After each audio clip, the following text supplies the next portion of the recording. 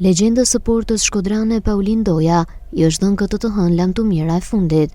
Klubi i futbollit Vllaznia dhe Bashkia Shkodër organizuan homazhe në nderim të kësaj figure të madhe të futbollit shkodran dhe shqiptar në ambientet e stadiumit Loro Boriçi, ku morën pjesë personalitetet të shumta të sportit. Sot është një ditë e trisht, një ditë që kemi një humbje të madhe, kemi humbur një nga futbollistët me më shumë kontribute në futbollin shkodran dhe atë shqiptar, Paulin Dojën.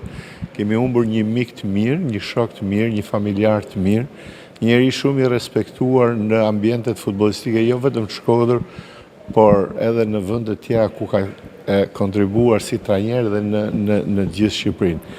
Fatkeqësisht ne po humbim atë plejadën e shkëlqyer të futbollistëve shkodran që kanë kontribuar si Paulin Doja dhe gjithë brezi i tij. Ushtime familjes.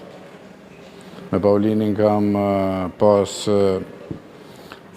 bikohë gjatë bashkëpunimit, qoftë ekipi i parë, qoftë atë akademia. Kanë një shembull jashtëzakonshëm, një njeri i dashur për sportin, një njeri i dashur për drejtuesit, një njeri i dashur për akademinë, për fëmijët.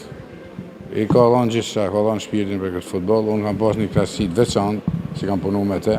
Ka një shembull trajnerit, një shembull prinit, një shembull jashtëzakonshëm. Sot është një ditë e trisht për gjithë ne, për gjithë komunitetin e futbollit, për gjithë sportin, për gjithë Shkodrën, për gjithë Shqipërinë.